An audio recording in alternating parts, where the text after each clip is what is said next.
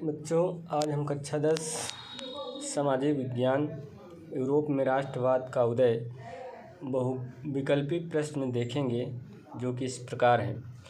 पहला प्रश्न है, जर्मनी के एकीकरण की आधारशिला किसने तैयार की?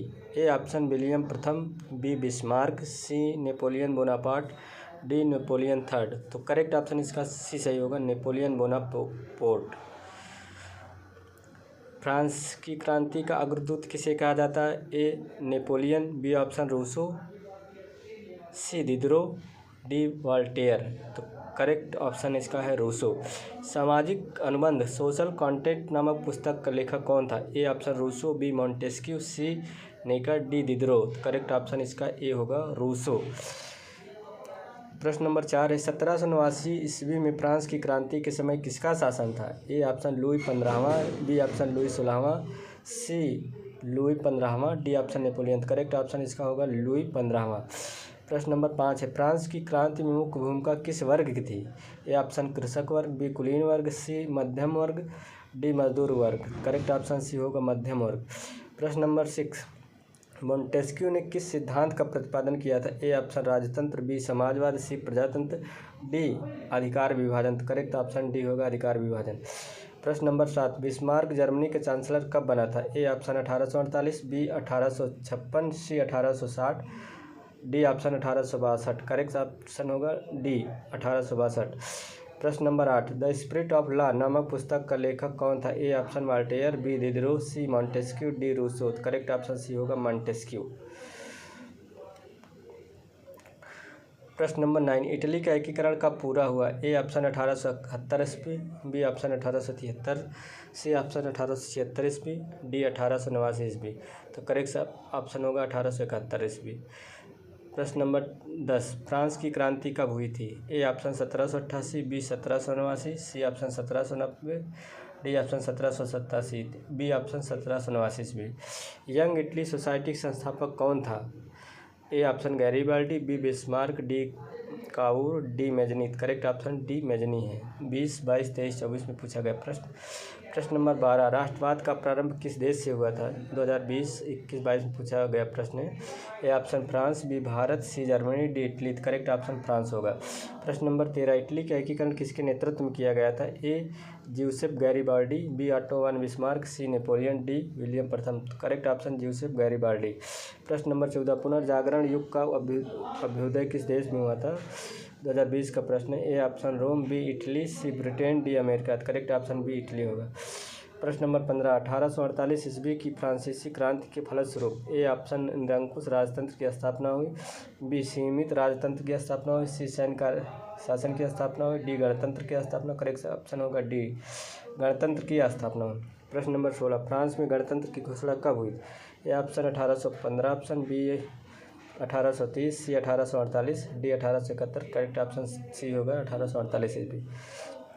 प्रश्न नंबर 17 है, नेपोलियन का संबंध किस देश से था? तो 2020-23 में पूछा गया प्रश्न। A option Germany, B Italy, C France, D England. Correct option C होगा फ्रांस। प्रश्न नंबर 18, वियना कांग्रेस के द्वारा फ्रांस में किस वंश के शासकों की पुनर्स्थापना की गई? ए ऑप्शन हैंसबर्ग, बी आर्लिया, सी बोर्बो, डी जारशाही।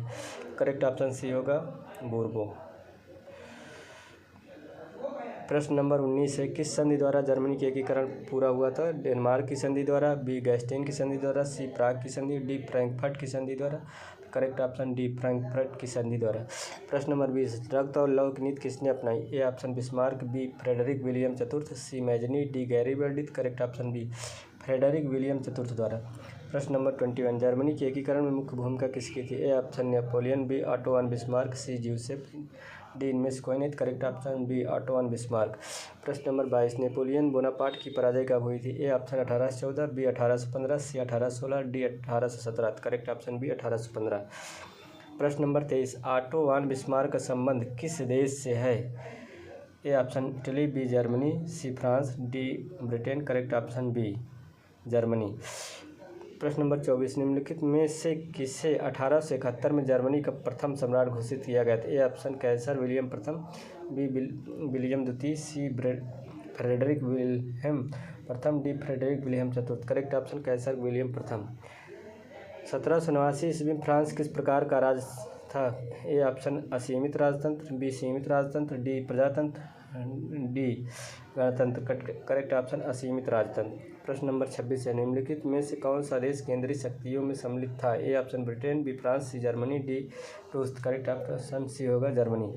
निम्नलिखित में किसका कथन है, जब फ्रांस सीखता है तो बाकी यूरोप को सर्दी जुकाम हो जाता है? A option Cavour, B Bismarck, D Mazzini, D Metternich. तो करेक्ट ऑप्शन मेटरनिक होगा। प्रश्न नंबर 28, ज्यूसेप मेजनी द्वारा स्थापित गुप्त संगठन था? A option Young Italy, B Young France, C Young Prussia, D Young Germany. Correct option होगा यंग इटली। प्रश्न नंबर 29, जर्मनी संस्कृति में वोक्सजिस्ट का आशय था? जर्मन संस्कृति में वोक्सजिस्ट का आशय था? ए ऑप्शन राष्ट्र, बी संविधान, सी आम जनता, डी संसद। करेक्ट ऑप्शन सी आम जनता। ज्यूसेप मेजनी का संबंध था? ए इटली के एकीकरण से, बी जर्मनी के एकीकरण से, सी इंग्लैंड के राष्ट्रवाद से, डी फ्रांस के राष्ट्रवाद से। करेक्ट ऑप्शन है इटली के एकीकरण से। वियना संधि कब हुई थी? A option 1848, B 1815, C 1834, D 1900। Correct option B 1815। 2023-24 में पूछा गया प्रश्न। प्रश्न नंबर 32 है, निरंकुशवाद का तात्पर्य क्या है? ऐसी शासन व्यवस्था जिसमें सत्ता पर कुछ व्यक्तियों का अंकुश होता है। प्रश्न नंबर 33 है, उदारवाद से क्या तात्पर्य है? आंसर है व्यक्ति को स्वतंत्रता तथा कानून के समक्ष समानता। प्रश्न नंबर 34, 1789 ईस्वी में फ्रांस में राष्ट्रवाद की प्रथम अभिव्यक्ति का क्या परिणाम हुआ? इसका करेक्ट ऑप्शन फ्रांस की क्रांति। बच्चों इस प्रकार से हमारा अध्याय समाप्त होता है। बहुत बहुत धन्यवाद। इसके आगे हम अगले भाग में देखेंगे। बहुत बहुत धन्यवाद।